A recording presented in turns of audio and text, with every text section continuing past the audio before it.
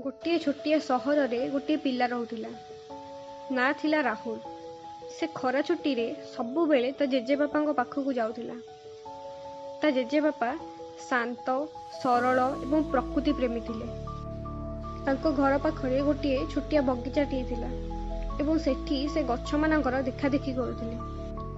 गोटे दिन राहुल ता जेजेबापा को पचारिला, जेजेबापा मु बड़ हेकी गोटे सफल व्यक्ति हेबा पई चाहूची, कौन आपण मते कहि परिबे सफल केमिति हेबी?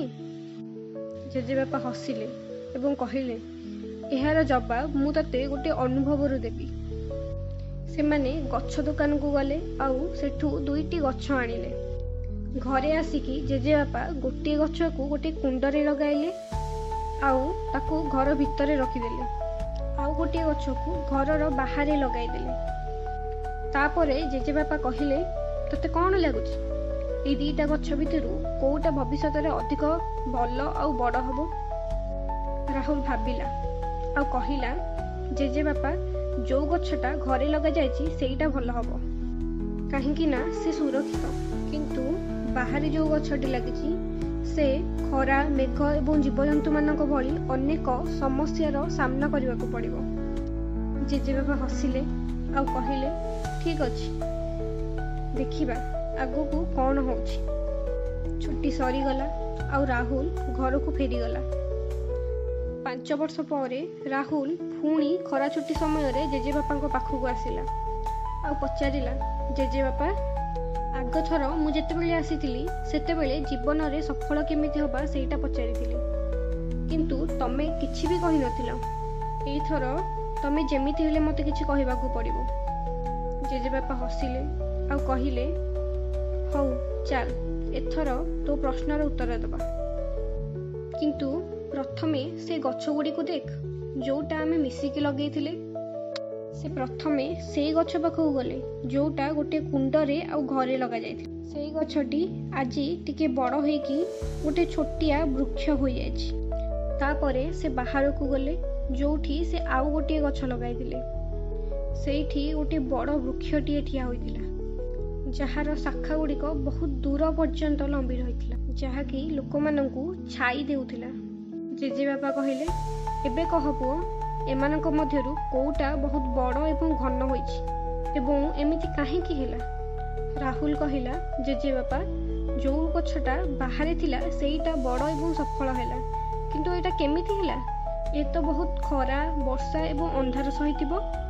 जेजेबापा हसिकी कहिले, हाँ पुओ, बाहरे जो गछटी लागिछि से बहुत किछि सहिछि, किंतु एही कठिनता ही ताको मूलरू शक्तिशाली कर देइछि। ताको खोला जगह मिलिला जोठी से जेतिकी चाहिला ता चेर को सेतिकी बाट पर्यंत नहीं पारिला। वर्षा एवं पवन तार परीक्षा नेले, किंतु से सबु थर जीतीगला। सेथिपाई आज से एते शक्तिशाली कि छोट मोट वर्षा पवन भी तार किछि भी करि परिबेनी। जेतेबेले कि जो गछटी को आमे कुंडरे लगाइथिले आ घरे रखिथिले ताको कोनोसी समस्यार सामना करबाकू पड़िलानी। सुरक्षित तो रहिला, किंतु ता चेर केवल कुंड मध्य ही सीमित रहिला। तेणु से ना तो बड़ होई परिला और ना तो शक्तिशाली। तापरे जेजेबापा राहुल आखि को देखिले, कहिले, पुओ, जेतेबेले पर्यंत तमे जीवन रे संघर्ष करिनो, कोनोसी कठिनतार सामना करिनो, सेते पर्यंत तमे सफलता पाई परिबो नहीं। जदि तमे केवल आराम एवं सुरक्षित रहिबा पई खोजिबो तो तमे सफल होई परिबो नहीं, किंतु तमे जदि संघर्ष करिबा पई राज्य अछ तो कोनोसी लक्ष्य तम पई असंभव होई परिबो नहीं। सेथि पई खराब समय को शत्रु बोली मने कर नहीं, ताकू तम जीवनर पाहाच रूपे मने कर, जहा तमको सफलतार बहु उच्च को नहीं जिवो। राहुल गभीर निश्वास नेकी से बड़ गछ को देखिला एवं ता जेजेबापा कहिथिबा कथा ता मनरे बारंबार आसिला। जो कठिनता को आमे आम जीवनर शत्रु मने करुछे सेई कठिनता आमको मूलरू शक्तिशाली करिदेबो आउ आमको सत्य सफलता आड़ को नहीं जीवो। तो एही कहानी रु आमको एया शिखिबाकू मिलिला जे जीवन रे आह्वान और असुविधा सबु बेले आसी थाए।